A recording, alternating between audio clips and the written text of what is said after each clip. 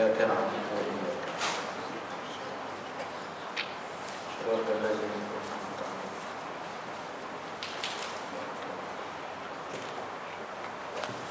Alhamdulillah, wassalatu wassalamu ala Rasulillah wa ala alihi wa sahbihi wa mawalah. Subhanaka la ilma lana illa ma 'allamtana innaka antas sami'ul alim wa tub 'alaina innaka antat tawwabur rahim. Amma ba'd. InsyaAllah kita menyambung pengajian kitab Syama'il Muhammadiyah. Semoga Allah Ta'ala merahmati dan memberkati Al-Imam At-Tirmizi rahimahullah ta'ala, serta kita mendapat manfaat keberkatan daripada kitab yang mulia ini, insyaAllah. Amin ya rabbal alamin. Kita menyambung pada bab yang ke-55, yaitu bab perihal tentang harta Rasulullah sallallahu alaihi wasallam.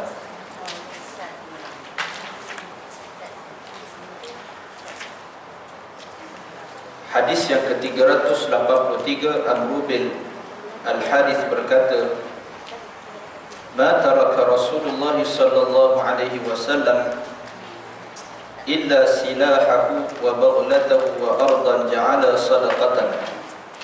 Yang bermaksud Rasulullah sallallahu alaihi wasallam tidak meninggalkan apa-apa kecuali senjata perang baginda, baghal, iaitu baghal ni iaitu kenderaan binatang baghal, dan sebidang tanah yang kesemuanya baginda jadikan sebagai sedekah. Hadis yang ke-384, Abu Hurairah berkata, "Ja'at Fatimatu ila Abi Bakrin faqalat, man yarithuka?" Faqala ahli wa waladi, faqalat, "Ma li la arithu abi." Faqala Abu Bakrin, "Sami'tu Rasulullah sallallahu alaihi wasallam yaqulu, la nurasu walakinni a'ulu man kana Rasulullah sallallahu alaihi wasallam ya'uluhu wa unfiqu ala man kana Rasulullah sallallahu alaihi wasallam yunfiqu alaihi." Artinya, Fatimah datang menemui Abu Bakar lalu bertanya, "Siapakah yang mewarisimu?" Abu Bakar menjawab, "Isteriku dan anakku." Fatimah berkata lagi, "Mengapa aku tidak mewarisi ayahku?" Abu Bakar menjawab, "Aku pernah mendengar Rasulullah sallallahu alaihi wasallam berkata, kami tidak mewariskan, namun aku menanggung orang yang ditanggung oleh Rasulullah sallallahu alaihi wasallam, dan aku memberi nafkah kepada orang yang diberi nafkah oleh Rasulullah sallallahu alaihi wasallam." Dua hadis ini menceritakan tentang perihal keadaan harta baginda Nabi sallallahu alaihi wasallam setelah kewafatan baginda Rasulullah. Berarti khusus kepada Rasulullah harta baginda menjadi sedekah, khusus untuk Rasulullah sahaja. Lebihan harta Rasulullah akan menjadi sedekah, tidak menjadi milik harta waris. Tidak menjadi milik harta waris. Kenapa kesemua harta lebihan Rasulullah itu menjadi sedekah? Disebut sebagian ulama menyatakan hikmahnya supaya tidak ada perasaan daripada anak-anak Rasulullah, waris Rasulullah itu, untuk mendapatkan harta. Kerana kebiasaannya bila waris ini mengetahui harta seseorang itu, harta ayah dia yang dia akan dapat setelah kematian ayahnya, maka jauh dari sudut hati anak ini dia mengharapkan kematian ayahnya sendiri. Jadi maknanya Allah Ta'ala tidak mahu perasaan itu ada di dalam hati anak-anak baginda Nabi sallallahu alaihi wasallam. Kerana mengharapkan kematian Rasulullah itu adalah satu musibah yang sangat besar. Jadi hikmahnya begitu. Kerana ghalibnya begitulah, bab harta ni orang akan jadi berebut. Orang akan berebut. Kerana harta itu orang sanggup menggadaikan maruah. Kata Nabi SAW di akhir zaman, Nabi sebut di hujung hadis, yabi'u dinahu bi'aradi minad dunya. Manusia itu sanggup menjual agamanya kerana dunia yang sedikit. Orang sanggup jual agama kerana dunia. Dunia akan menjadi rebutan. Kerana tanah sekangkang kera, adik-beradik boleh berbala. Jadi dunia ni kadang-kadang dia menjadi permusuhan, menyebabkan permusuhan. Sebab tu dahsyat penyakit orang yang cinta kepada dunia. Bahkan beberapa tahun yang lalu pun isteri bunuh suami sendiri kerana lambat dapat harta. Jadi bunuh suami sendiri, lambat dapat harta. Mungkin sebab kerana lambat sangat suami mati, last sekali bunuh suami sendiri. Ini sebab tu. Sekejap je. Pokoknya dia nak potong pokok tu. Ada kereta. Kereta 6441 8441A 6705 3932. Kena alih dulu lah kenderaan. Emergency tu. 6441 8441A 6705 dan memang sini 3932. Saya.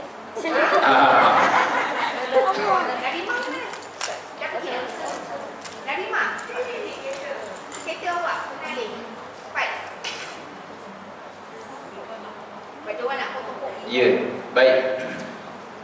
Jadi begitulah kebiasaan orang yang apabila harta itu yang dia rasa menjadi milik dia.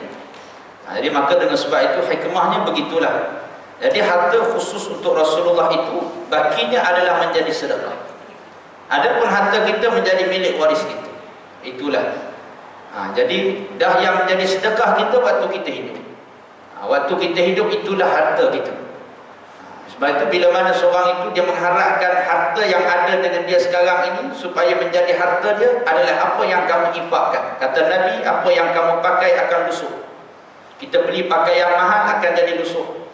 Tak kira cat buaya ke, krokodil, cat ayam ke apa ke, semua akan jadi lusuh. Apa yang kamu makan akan menjadi najis. Apa benda yang kita makan akan jadi najis. Mahal macam mana pun makanan yang kita makan, maka penghujung dia menjadi najis. Tapi apa yang kamu infakkan, kata Nabi, itulah harta kamu. Jadi harta kita apa yang kita infakkan. Jadi yang kita mati tak sempat nak infak, itu harta waris. Itu harta waris. Kata ulama, benda yang disentak daripada kamu setelah kamu mati adalah harta kamu akan disentak oleh waris tanpa izin kamu, tanpa izin kita. Waris akan ambil harta kita selepas kita mati tanpa kerelaan kita. Reda ke tak reda tetap jadi harta waris. Jadi sebab tu bila kita mati, walaupun kita wasiat seluruh harta aku ni selepas aku mati jadi milik si fulan bin si fulan, maka dia tidak boleh lebih daripada 1/3. Maka yang lain tetap mesti diagihkan mengikut faraid. Jadi sebab itu yang kalau kita nak seluruh harta kita jadi milik, jadi milik apa ni? Jadi milik harta kita sebenar, maka sedekahlah sebelum mati. Kerana khusus untuk Nabi, kelebihan Rasulullah, yang selebihnya adalah sedekah. Ini khusus untuk Rasulullah. Jadi tak jadi khusus untuk kita. Jadi kalau kita nak juga harta kita jadi harta yang sedekah, kena sedekah waktu kita hidup. Tak boleh selepas kematian kita. Walaupun kita dah wasiat, kita dah pesan siap-siap, kata lepas aku mati semua harta aku ini aku akan sedekah. Maka dia tidak boleh lebih daripada 1/3. 1/3 daripada kita, yang lain mesti tetap kena dibahagikan.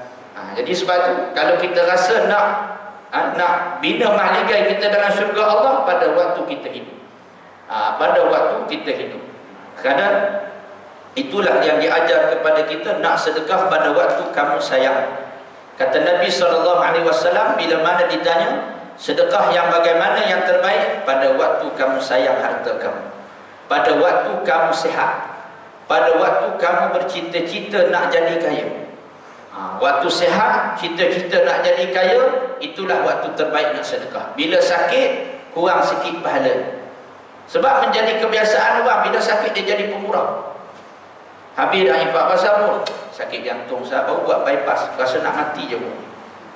Tu yang duk bagi tanah ni, 2-3 bidang. Saya pun dapat tanah yang di Terengganu pun sebab tuan punya wakaf tu, dia lepas buat bypass. Jadi dia pun bagi habis semua tanah-tanah dia. Yang ni dia wakaf kat ustaz ni, yang ni dia wakaf kat ustaz ni, dia wakaf kat ustaz ni. Habis dia. Jadi waktu sakit orang jadi pemurah. Waktu sakit orang jadi pemurah. Bila dah dekat nak mati, lagilah jadi pemurah. Sebab itu di antara impian cita-cita orang yang nak mati, fa as-saddaq, kami nak sedekah ya Allah. Kalau kau lewatkan sedikit ajal kami, sesaat saja aku nak sedekah.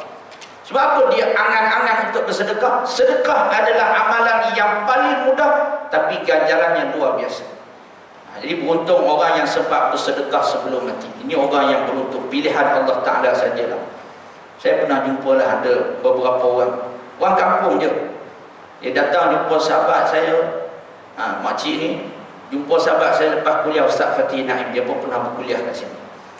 Dia kata, Ustaz, makcik ni selepas dengar kuliah Ustaz fikir 2-3 kali, nak pergi ke tak nak pergi, nak pergi ke tak nak pergi.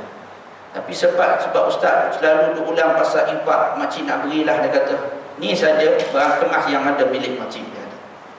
Jadi dia pun dalam keadaan sedih. Sedih bukan kerana bagi barang kemas itu, tapi sedih kerana dia kata, saya tak ada dah nak bagi apa lagi.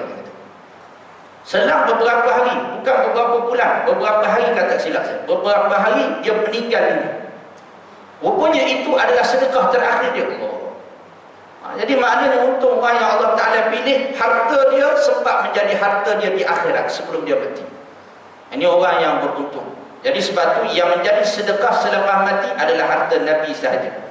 Jadi maka dengan sebab itu ini harta Rasulullah. Dan hadis yang kita bicarakan tadi, apabila Siti Fatimah datang bertemu dengan Sayyidina Abu Bakar As-Siddiq, bertanyakan, wahai Abu Bakar, iaitu siapa yang akan mewarisi harta kamu?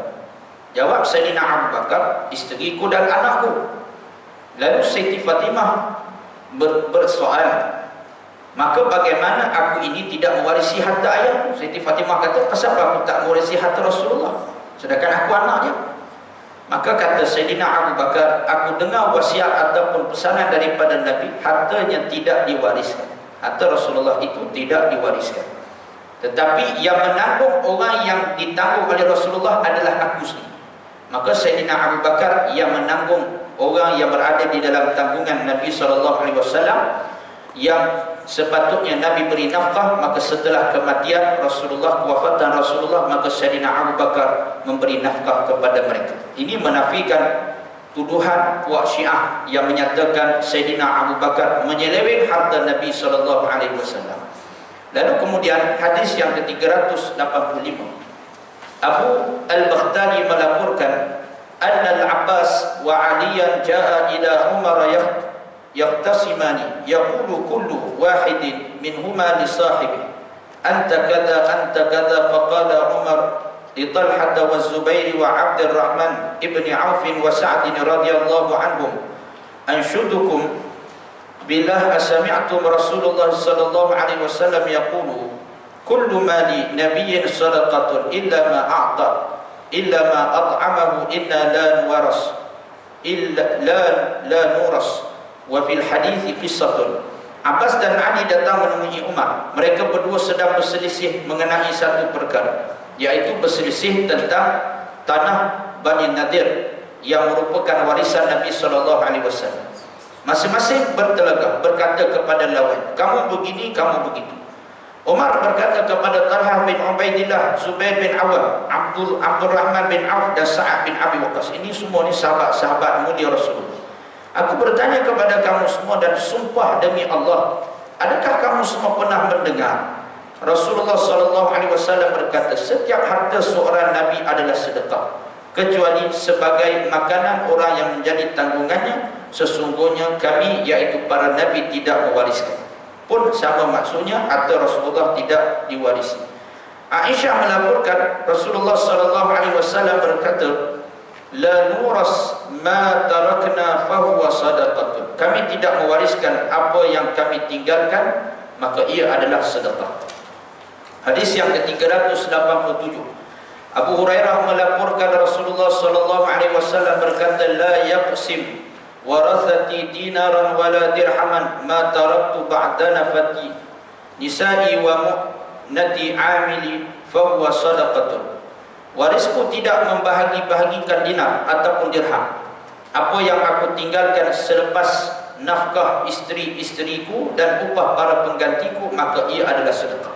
Berarti Rasulullah sebelum dia meninggal, maka harta tersebut dibahagikan dulu kepada orang yang selayaknya, yaitu isteri-isteri dan juga yaitu pengganti-pengganti Rasulullah yang sepatutnya menerima pembahagian itu, maka yang selebihnya adalah menjadi sedekah.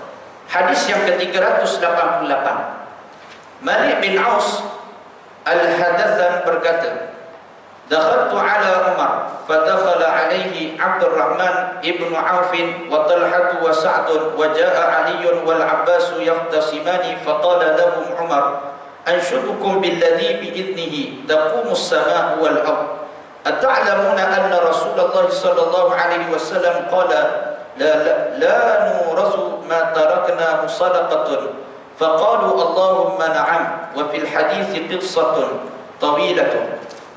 Aku datang bertemu dengan Umar. Selepas itu Abdurrahman bin Auf, Talhah dan Sa'ad bin Abi Waqqas juga datang mengunjungi Umar. Tidak lama kemudian Abbas dan Ali datang memperselisihkan satu hal di hadapan Umar. Umar berkata kepada semua yang ada di situ, aku bertanya kepada kamu semua dan bersumpah demi Allah yang dengan kehendaknya langit dan bumi tegak, apakah kamu semua tahu? Rasulullah SAW pernah berkata, kami tidak mewariskan apa yang kami tinggalkan, maka ia adalah sedekah. Mereka yang ada di situ menjawab, Allahumma, ya kami mengetahuinya. Dan hadis yang ke-389, Aisyah berkata, ma taraka Rasulullah sallallahu alaihi wasallam dinaran wala dirhaman wala syatan wala ba'iran. Qala wa asyukku fil 'abdi wal amah. Rasulullah sallallahu alaihi wasallam tidak pernah meninggalkan satu dinar ataupun satu dirham pun, tidak juga seekor kambing ataupun seekor unta. Zaid bin Hubais berkata, aku ragu apakah Aisyah menyebut sama ada hamba sahaya lelaki ataupun perempuan. Maknanya di sini Rasulullah ini tidak meninggalkan satu pun dinar ataupun dirham, harta satu pun Rasulullah tak tinggal. Begitu juga dengan kambing ataupun seekor unta. Dan juga aku tak pasti sama ada Aisyah sebut ke tak tentang hamba sahaya lelaki dan juga perempuan. Itulah maksudnya. Jadi sini menunjukkan Rasulullah tidak meninggalkan apa-apa harta. Peninggalan Rasulullah itu hanyalah ilmu dan amal. Jadi ilmu itu adalah warisan Rasulullah kepada kita, ilmu yang benar. Tidak seperti mana Allah Ta'ala mengekalkan peninggalan ataupun kaum yang dimurkai oleh Allah Subhanahu Wa Ta'ala. Adapun kaum yang dilaknat, Allah Ta'ala sengaja kekalkan sejarahnya sampai hari ini. Jasad Fir'aun kekal sampai hari ini. Siapa yang boleh pergi ziarah Fir'aun, tengoklah bagaimana orang yang pernah mengaku Tuhan, ana rabbukumul a'la, aku adalah Tuhan yang paling tinggi. Maka Allah sengaja pelihara jasadnya orang yang pernah mengaku Tuhan, yang jasadnya hari ini masih lagi ada. Kalau dibelah di dalam tengkorak Fir'aun itu, maka banyaknya garam-garam dan seluk-seluk di dalam kerongkong. Jadi ini Fir'aun. Allah Ta'ala sengaja kekalkan orang yang dimurkai oleh Allah supaya jadi pengajaran kepada orang yang beriman. Bukan untuk kita selfie. Ada orang pergi ziarah Fir'aun, dia kata, oh Alhamdulillah sempat jumpa Fir'aun hari ini. Kepala otak dia. Dia bangga pula jumpa Fir'aun. Jadi silap. Orang semua ziarah, semua ambil pengajaran, penuh rasa kehinaan, penuh rasa supaya hilang rasa sombong. Dia rasa bangga pula. Oh tu hari ni boleh jumpa Fir'aun. Jadi maka sebab itu Allah sengaja kekalkan kaum-kaum yang dilaknat. Kaum Nabi Lut, Allah kekalkan sejarahnya sampai hari ini. Yaitu kaum Samud. Begitu juga kaum-kaum yang menebuk bukit. Jadi maknanya Allah kekalkan sejarahnya sampai hari ini supaya jadi pengajaran. Adapun Nabi-Nabi, dia tidak meninggalkan harta. Nabi Sulaiman, istananya Nabi Sulaiman hari ini orang tak jumpa, karena Nabi tidak meninggalkan harta. Bahtera Nabi Nuh pun hari ini orang tak jumpa. Jadi maka dengan sebab itu, adapun Nabi-Nabi dia tidak meninggalkan harta, yang dia tinggalkan adalah ilmu yang benar. Itu harta peninggalan Nabi-Nabi dan para Rasul alaihi wassalatu wassalam. Kemudian bab yang penghujung yang kita nak masuk pada pagi ini adalah bab yang terakhir, yaitu bab melihat Rasulullah sallallahu alaihi wasallam dalam tidur. Jadi bagaimana Al-Imam Tirmizi meletakkan bab ini adalah bab yang terakhir. Kerana bila mana seorang itu setelah dia Tidak, Ustaz. Nak tanya. Pasal bab harta ni. Ya. Kalau lah ada orang dia kata dia pun nak buat macam Rasulullah, tak nak tinggalkan apa-apa, boleh kan? Maksudnya Ialah maknanya dia ada harta tapi dia memang dia kena sedekah semua. boleh sewaktu dia hidup saja. Waktu dia hidup, sedekah waktu dia hidup sah. Tapi sedekah maknanya selepas mati baru benda tu dia isytihar jadi sedekah. Yang tu tidak boleh lebih daripada 1/3. Jadi maknanya kalau nak sedekah semua ni waktu hidup ni. Tapi biasa orang waktu hidup ni sayang ni, padahal dia dah ada 1000 ekar tanah. Tapi jenis sayang, ada satu tahfiz tu saya kenal ustaz tu. Jadi ada tanah hamba Allah Ta'ala tu sikit je lagi, tapi minta nak beli. Walhal gerak tu nama ramai. Jadi tahfiz kata saya beli, kita ganti dengan gerak nama seorang. Dia kata tak nak. Kami tak nak fikir babak tanah. Kalau telefon kami nak beli tanah ni, kami tak nak. Sombong. Pasal apa waktu hidup? Ya sayang. Walau orang nak ganti dengan tanah yang lagi elok, cuma orang nak supaya tanah tahfiz tu jadi luas je. Tapi sebab kerana waktu hidup ni sifat manusia ni dia sayang. Bila dia akan bagi? Lepas mati. Lepas mati tak boleh. Jadi maka sebab tu kita nak beri harta kita waktu kita hidup. Lepas tu selalu ya.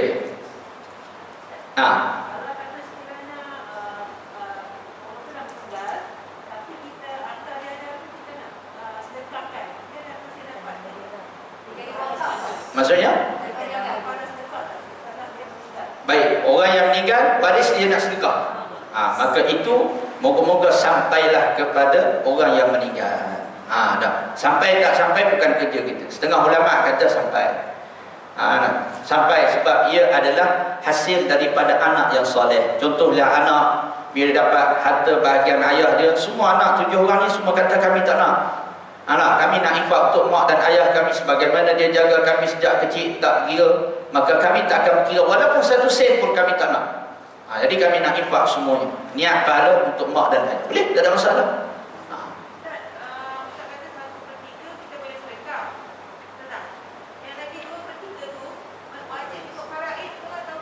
Faraid.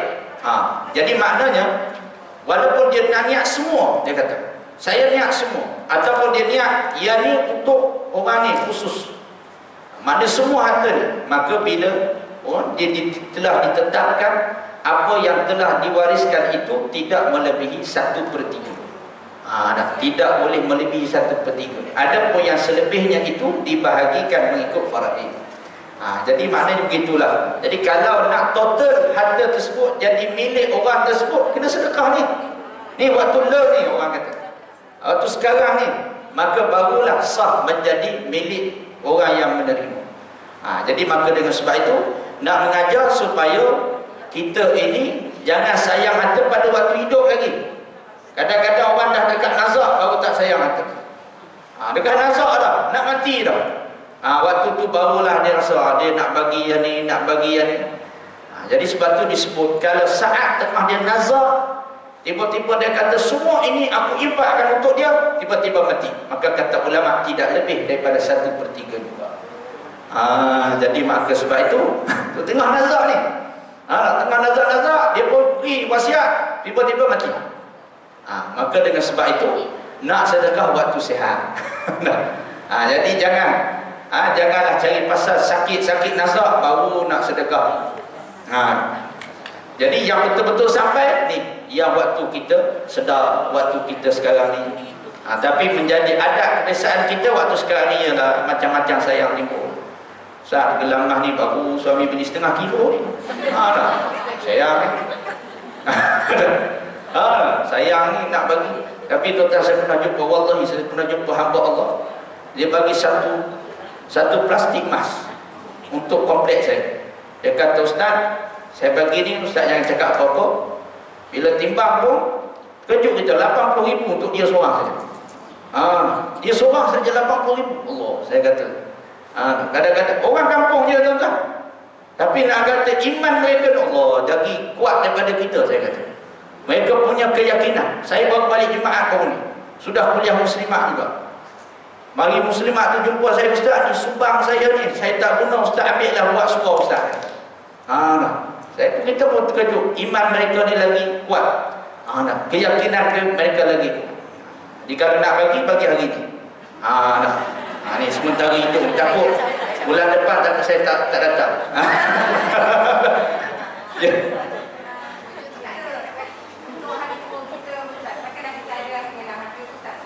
Ya.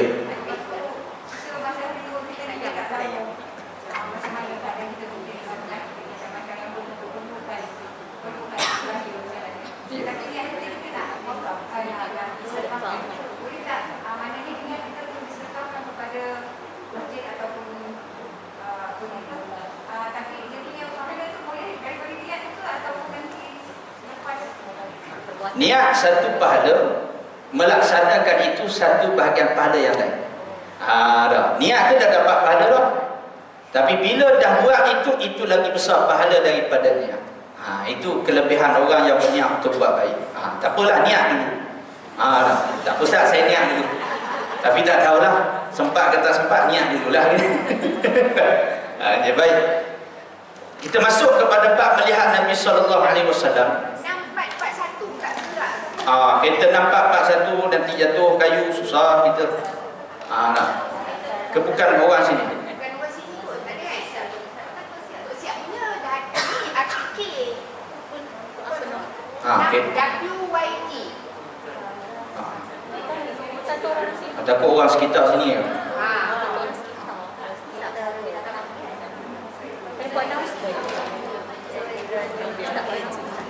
Okey, baik. Boleh sambung kan? Okey, baik. Jadi, kenapa diletakkan bab mimpi Rasulullah yang terakhir?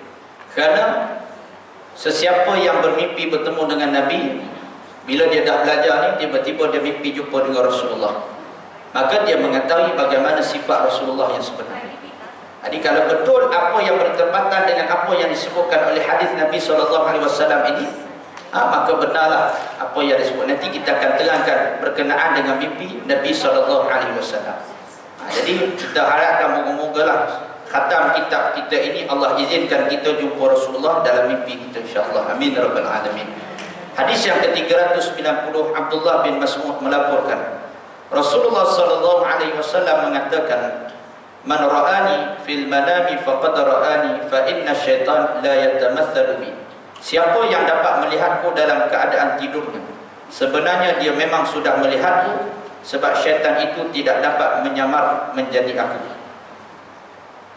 Abu Hurairah melaporkan Rasulullah SAW berkata, "Man ra'ani fil manami faqad ra'ani fa inna syaitan la yatasawwar aw qala la yatashabbahu bi." Sesiapa yang dapat melihatku dalam keadaan tidurnya, sebenarnya dia memang sudah melihatku, sebab syaitan tidak dapat menyerupai aku, atau bagi berkata syaitan tidak dapat meniru bentukku. Sarid bin Asyam melaporkan Rasulullah SAW berkata, "Man ra'ani fil manami faqad ra'ani." Sesiapa yang melihatku dalam tidurnya, sebenarnya dia memang sudah melihatku. Baik, hadis ini menceritakan kepada kita, siapa yang bermimpi bertemu dengan Rasulullah, maka mimpinya adalah benar. Itulah Rasulullah yang sebenar.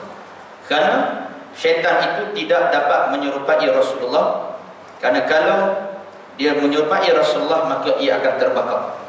Jadi Allah Ta'ala khususkan untuk Rasulullah, syaitan tidak akan dapat menyerupai.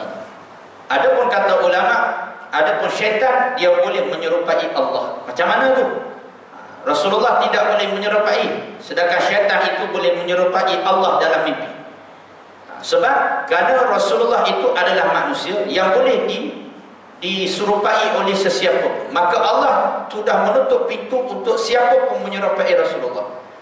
Jadi syaitan dia tak nak menipu untuk jadi Nabi. Adapun Allah, kalau seorang tu dia mimpi tiba-tiba ada makhluk yang mengaku dia itu adalah Allah, maka orang yang beriman yang mengaji tauhid sudah pasti akan tolak mentah-mentah tidak ada siapa yang boleh menyerupai Allah. Jadi maknanya kalau ada mimpi orang tu kata saya jumpa cakap direct dengan Allah, maka orang itu adalah orang yang tak betul. Saya dapat direct ilmu ni dengan Allah baru je dapat semalam. Jadi maka orang ni mabuk ketuk. Jadi maka dengan sebab itu Allah itu memang orang kita yang mengaji tauhid tidak siapa yang boleh menyerupai kerana Allah itu tidak berjisim, tidak berjirim dan sebagainya. Tidak ada yang boleh menyerupai Allah. Jadi maka dengan sebab adapun Rasulullah, maka bila mana bermimpi jumpa Rasulullah, maka mimpi itu adalah mimpi yang benar. Siapa yang bermimpi jumpa dengan Rasulullah, kata ulama, siapa dia mimpi jumpa dengan Nabi dalam keadaan cacat, tiba-tiba mimpi jumpa Rasulullah, hudung tangan ke hudung kaki, maka mimpi itu adalah benar, tetapi yang cacat itu adalah orang yang bermimpi, sebagai teguran kepada orang yang bermimpi. Mungkin agamanya kurang, mungkin ada dosa yang dia buat, maka Rasulullah nak tegur dia. Jadi itu dia. Siapa yang bermimpi jumpa Rasulullah dalam keadaan Rasulullah itu tua, maka orang itu selamat, bererti dia insya-Allah menjadi ahli syurga Allah Subhanahu wa taala. Siapa bermimpi Rasulullah dalam keadaan muda, maka orang yang bermimpi itu merupakan orang yang bersemangat, mempunyai hamasah, semangat yang kuat. Mungkin semangat dalam ketaatan pada Allah Subhanahu wa taala dalam keadaan semangat yang kuat. Jadi maka dengan sebab itu di antara mimpi. Tapi siapa yang bermimpi, tiba-tiba dia mimpi Rasulullah beritahu, tolong sampaikan aku kepada umatku sekian. Wajib ke dia sampaikan kepada orang lain? Tidak wajib. Sebab apa? Sebab kata ulama, kemungkinan itu kesilapan dalam dia mendengar. Silap dia dalam mendengar. Teruja sangat jumpa Rasulullah, menyebabkan dia pun silap dalam mendengar. Maka itu tidak boleh menjadi dalil untuk diwajibkan kepada orang lain. Contohlah, tiba-tiba dia mimpi, ni hujung bulan Syaban, hari Syak, esok nak Ramadan, puasa. Tiba-tiba dia mimpi semalam, Rasulullah beritahu, hari ni dah Ramadan hari. Dia pun beritahu, Nabi dah sebut, hari ni dah Ramadan. Dia pun buat serta Facebook, serta WhatsApp, Nabi suruh pesanan, sebenarnya hari ni dah start puasa dah. Maka mimpinya benar, yang silap itu adalah si pemimpi. Mimpinya benar, mungkin jumpa Rasulullah, tetapi adapun apa yang disampaikan itu adalah salah, mungkin kesilapan dia dalam menerima mimpi tersebut. Kita tidak menafikan dia mimpi jumpa Rasulullah, tetapi apa yang disampaikan itu adalah mungkin kesilapannya, kesilapan orang yang bermimpi itu sendiri. Jadi itu mimpi jumpa dengan Rasulullah ni bermacam-macam. Tetapi dari sudut rupa itu tidak ada siapa yang boleh menyamar menjadi Nabi SAW setelah dia melihat, tengok pada mimpi tersebut, dilihat balik pada rujukan kitab Syama'il ini, bagaimana rupa dengan janggut Rasulullah, dengan jasad Rasulullah, dengan warna kulit Rasulullah. Maka bila dia tengok sama dengan kitab ini, maka itu adalah benar Nabi SAW. Lalu kemudian disebut lagi hadis yang ke-393, Abu Hurairah melaporkan Rasulullah SAW berkata, "Man ra'ani fil manami faqad ra'ani fa inna syaitan la yatamathaluni." Sesiapa yang dapat melihatku dalam tidurnya, sebenarnya dia memang sudah melihatku, sebab syaitan tidak dapat menyamar menjadi aku. Qala abi fa haddathtu bihi ibn Abbas fa qultu qad ra'aituhu fa dzakartu al-Hasan ibn Ali fa qultu syabbahtuhu bihi fa qala ibn Abbas innahu kana yushbihu. Ulai berkata, aku sampaikan hadis ini kepada Ibnu Abbas dan berkata, aku pernah melihat Rasulullah SAW dalam mimpi. Lalu aku menyebut nama Hasan bin Ali dan menurutku Rasulullah SAW kelihatan seperti Hasan. Ibnu Abbas membalas, sungguhnya Rasulullah SAW itu mirip Hasan bin Ali. Jadi pada hakikatnya Hasan yang menyerupai Rasulullah, Hasan mirip setengah bahagian antara Rasulullah SAW, yaitu disebut antara dada sehingga kepala. Sementara Husain pula cucu Rasulullah seorang lagi, mirip setengah bahagian daripada bahagian bawah Rasulullah sallallahu alaihi wasallam, daripada dada sehingga ke kaki.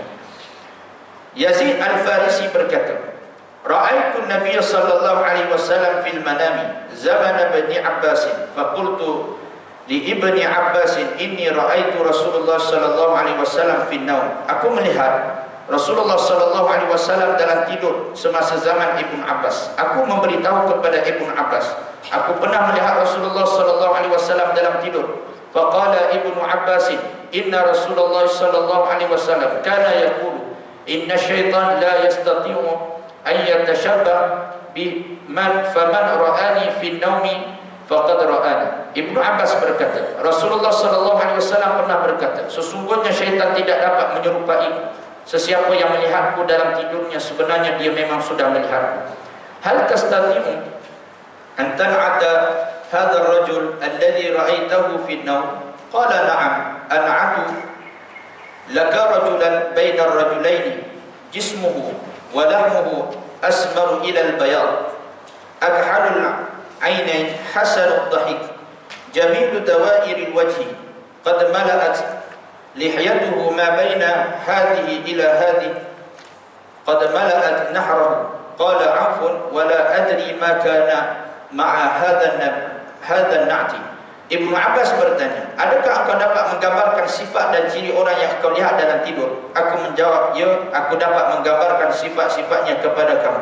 Orang itu memiliki sifat pertengahan antara dua orang, baik jasad maupun dagingnya. Kulitnya coklat kemerahan, hampir putih, pelupuk matanya hitam, senyumnya indah, lekuk wajahnya bagus, janggutnya memanjang. Antara telinga ini dan memenuhi tenggorokannya, yaitu maknanya dia punya sampai janggut Rasulullah sampai hampir kepada tengkuk ini. Maknanya memenuhi bahagian ini yaitu orang kata jambang lah. Auf berkata, aku tidak ingat sifat apa lagi selain sifat ini yang disebutkan oleh Yazid. Faqala Ibnu Abbas, law ra'aitahu fil yaqaza mastata'ta an tan'adahu fawqa hadha. Ibnu Abbas berkata kepada Yazid, sekiranya kamu lihat Rasulullah sallallahu alaihi wasallam dalam keadaan sedar, kamu tidak akan dapat menggambarkan sifat-sifatnya lebih daripada apa yang kamu terangkan ini. Baik. Maknanya kalau kamu tengok Rasulullah dalam keadaan yaqazah ni dalam keadaan jaga. Mana dalam keadaan seketul kita melihat Rasulullah, bukan dalam keadaan mimpi. Maka itu pun adalah benar. Itu pun adalah benar Rasulullah. Setengah ulama menerima pandangan bahawa Rasulullah itu boleh dilihat dalam keadaan yaqazah, dalam keadaan secara seketul macam tu. Macam muslimat tengok saya. Begitulah maknanya setengah ulama berpandangan boleh jadi begitu. Dan ada ulama memperkatakan bahawa melihat Rasulullah secara jaga itu tidak wujud. Mereka bukan menafikan hadis ini, mereka bukan menafikan ini, tetapi mereka menafikan bagaimana Rasulullah itu dilihat secara jaga. Lalu apa pula yang diziarahi oleh makam Rasulullah sallallahu alaihi wasallam di Madinah? Kalau Rasulullah itu ada seketul, yang ada di dalam kubur Rasulullah itu, makam Rasulullah itu siapa? Maknanya dipersoalkan begitu. Di antara ulama Ibnu Hajar Al-Asqalani kata silap. Di antaranya dia menyebut kalau Rasulullah itu dilihat secara jaga, bukan dalam mimpi, maka takkanlah ada dua jasad dalam masa satu masa. Ada orang yang melihat tersebut dan juga orang yang diziarahi di, maknanya kan kita ziarah di Madinah, di perkuburan Rasulullah sallallahu alaihi wasallam, di makam Rasulullah. Jadi maka yang mereka ziarah tu takkanlah ada dua, mustahil pada akal. Maka ulama yang menyatakan boleh dilihat secara jaga itu memperumpamakan seperti bulan. Rasulullah itu seperti bulan. Bulan yang sama kita lihat di bandar Bukit Mahkota, bulan yang sama dilihat di Georgetown, bulan yang sama dilihat di Kemaman, bulan yang sama dilihat di Pakistan. Maka bulan yang sama itu hanya bulan yang sama. Maka begitulah gambaran Rasulullah itu seperti bulan. Maka yang dilihat Rasulullah secara jaga itulah Rasulullah yang berada di makam baginda Nabi sallallahu alaihi wasallam. Jadi Itu sebahagian pendapat para ulama. Jadi maka penerimaan kita boleh berlaku seorang itu melihat Rasulullah secara yaqazah. Cuma tengoklah bagaimana pula orang yang melihat orang tersebut, Rasulullah itu. Kadang-kadang supaya tidak bermudah-mudah seorang itu mengaku lihat Rasulullah. Jadi maka dengan sebab itu, kalau kita mampu lihat sekalipun, senyap-senyap, jangan diwawarkan. Cukup menjadi untuk diri kita sahaja. Ni duk heboh kau, aku tengok Rasulullah. Takut dia mengundang fitnah kepada kita. Kau orang kata kita gila isim pula ke apa, kan susah kita. Jadi maka cukuplah kita ini untuk pegangan kita sahaja. Jadi itu di antara. Lalu kemudian hadis yang ke-396, Abu Qatadah melaporkan Rasulullah sallallahu alaihi wasallam berkata, man ra'ani ya'ni fi naum faqad ra'al haqqa. Siapa yang melihatku dalam keadaan tidurnya, sebenarnya dia memang sudah melihat yang benar, iaitu memang melihat aku. Anas bin Malik melaporkan Rasulullah sallallahu alaihi wasallam berkata, man ra'ani fil manami faqad ra'ani fa inna syaitan la yatakhayyal bi wa qala wa ru'yal mu'minil juz'un min 46 juz'an minan nubuwah. Siapa yang melihatku dalam tidurnya, sebenarnya dia memang sudah melihatku, sebab syaitan tidak dapat menyerupai aku. Baginda juga berkata, penglihatan dalam tidur yang disertai petunjuk daripada Allah orang yang beriman adalah satu daripada, iaitu 46 tanda kenabian. Maknanya mimpi boleh diterima satu juzuk daripada 46 juzuk kenabian. Maknanya mimpi, sebahagian daripada mimpi boleh dipakai, boleh diterima. Tapi bagaimana orang itu bermimpi, dan dengan cara yang macam mana dia tidur dengan mimpi tersebut. Dia bukan semua mimpi boleh diterima. Ada mimpi yang memang mainan daripada syaitan. Ada orang kadang-kadang sikit-sikit nak tanya, Ustaz, mimpi ni apa maksud? Sikit-sikit tanya, Ustaz, mimpi ni maksud dia apa? Susah kita nak menjawab. Kita bukan ahli tafsir mimpi. Jadi ada juga yang tanya, Ustaz, mimpi ni apa tanda dia? Saya mimpi macam ni, saya mimpi macam ni. Last kali saya beritahu, biasa orang banyak mimpi ni banyak tidur, saya kata. Banyak tidur, banyaklah mimpi, saya kata. Lepas tu tak tanya lah. Ada habis sikit-sikit nak tanya mimpi macam. Memanglah mimpi mengarut dah, kau tidur lepas subuh pun tidur juga. Ni tidur pun kaki tak basuh, wudu pun tak ambil, zikir pun tak baca, tidur. Lepas tu mimpi mengarut. Dia kata, Ustaz, pasal apa saya mimpi macam ni? Saya ada orang sihir saya lah, Ustaz. Jadi susah. Jadi sebab tu kalau kita ni tidur, kena jaga adab sebelum tidur. Ada mimpi juga benda yang tidak elok berulang, maka rujuklah orang yang memang ahli dalam bidang. Jangan rujuk orang seberangan. Jangan, kerana bimbang-bimbang takut benda tu benda yang mimpi yang buruk, tapi sebab kita dah ulang-ulang, maka jadilah buruk sebagai satu doa dalam kehidupan kita. Jadi jangan diulang-ulang benda yang buruk, doa yang baik-baik. Maka kita diajar bila mimpi yang tidak baik, bangun ta'awuz, a'udzubillahi minasyaitonirrajim. Baca ta'awuz, a'udzubillah. Sebelum tidur, Nabi ajar pada kita menempatkan tempat tidur, baca ayatul kursi. Siapa yang baca ayatul kursi saat dia nak tidur, Allah hantar penjaga dia sampai masuk waktu pagi. Dia baca benda ni. Dia tak tertidur sambil tengok WhatsApp, tertidur. Jatuh telefon tak ada, berbekas tadi. Member ingat sujud qiyamul punya jatuh telefon tak ada. Baik, jadi maka dengan sebab itu mimpi itu boleh diterima. Mimpi itu boleh diterima kalau sebahagian daripada mimpi boleh dipakai. Maka yang terakhir, hadis yang ke-399, Ibnu Sirin berkata, sahabat Ibnu Sirin iaitu ulama tabi'in yang masyhur. Setengah ulama menyatakan Al-Imam Ibnu Sirin merupakan tabi'in yang paling mulia pada zaman, iaitu tafsir mimpi, Imam Ibnu Sirin. Ada yang menyatakan ulama tabi'in yang paling mulia adalah Imam Hasan Al-Basri. Ada yang menyatakan ulama yang paling mulia adalah Uwaisul Qarni. Ini di antara mereka yang hidup satu zaman, Uwais Al-Qarni, Hasan Al-Basri, maka termasuklah Ibnu Sirin. Jadi Ibnu Sirin berkata, hadzal haditsu dinun fanzuru amman ta'khuduna dinakum. Hadis ini adalah din, agama. Oleh itu lihatlah dari siapa kamu mendapatkan din kamu, iaitu agama kamu. Jadi maka sebab itu kalau kita ambil agama itu daripada orang yang benar, maka benarlah ilmu itu.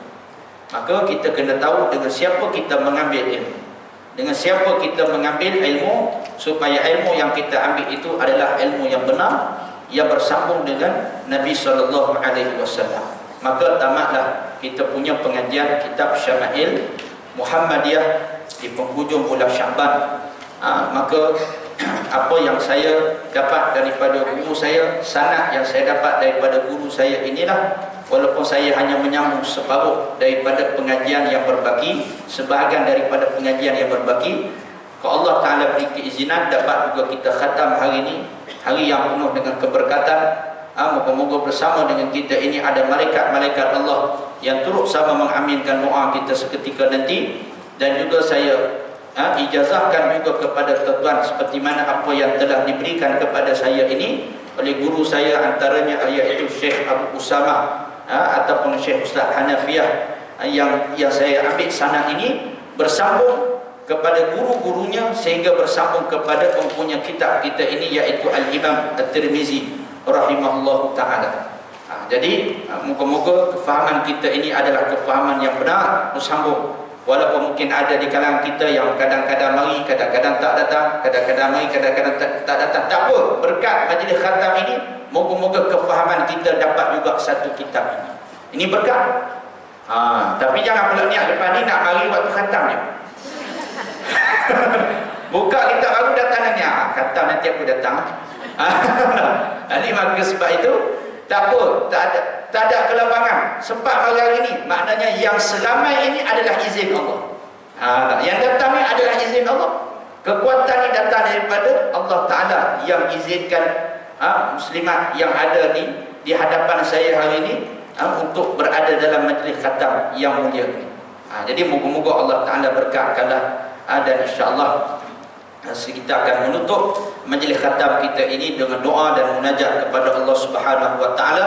Moga-moga Allah Taala menerima setiap apa yang kita dapat ini, dan Allah Taala berikan kekuatan kepada kita untuk kita beramal, dan Allah Taala izinkan kita semua untuk bertemu dengan Nabi sallallahu alaihi wasallam, dan kita akan berhimpun bersama dengan payungan panji Rasulullah sallallahu alaihi wasallam di akhirat kelak, dan bersama dengan baginda yang mulia di dalam syurga Allah Subhanahu wa taala di akhirat kelak. Amin rabbal alamin. Bismillahirrahmanirrahim. Alhamdulillahirabbil alamin, wassalatu wassalamu ala asyrafil anbiya'i wal mursalin wa ala alihi washabbihi ajma'in. Allahumma ighfir lana dhunubana wa liwalidina warhamhum kama rabbawna shighara. Allahumma inna nas'aluka ridhaka wal jannah wa na'udzubika min sakhatika wan nar. Allahumma rzuqna متابعة النبي محمد صلى الله عليه وسلم أولا وآخرا وظاهرا وباطنا وقولا وفعلا وعبادة وعملا صالحا. اللهم نسألك علما نافعا ورزقا واسعا وشفاء من كل داء وعملا متقبلا. اللهم ربنا تقبل منا دعاءنا وقيامنا وصلاتنا وركوعنا وسجودنا وتخشعنا وتوبتنا إنك أنت السميع العليم. ربنا هب لنا من أزواجنا وذرياتنا قرة أعين واجعلنا للمتقين إماما. Ya Allah, ya Tuhan kami, sebagaimana Kau himpunkan kami dalam keadaan hari yang baik, majlis yang baik, ya Allah, himpunkanlah kami dengan penuh kebaikan di dalam syurga Allah, syurga Firdaus di akhirat kelak tanpa hisab, ya Allah. Ya Allah, ya Tuhan kami, sampaikanlah kami dalam bulan Ramadan, berikanlah kekuatan kami mengibarahkan bulan Ramadan dengan penuh ketaatan, penghambaan, supaya dapat memperoleh rahmat, keampunan, redha di sisi-Mu, ya Allah. Rabbana atina fid dunya hasanah fil akhirati hasanah wa qina adzabannar. Sallallahu ala sayyidina Muhammad wa ala alihi washabbihi wa baraka wa sallam. Walhamdulillahi rabbil alamin. Amin rabbal alamin. Insyaallah akan datang kita akan sambung kitab Ayyuhal Walad. Kitab ada di luar sana, ada kitab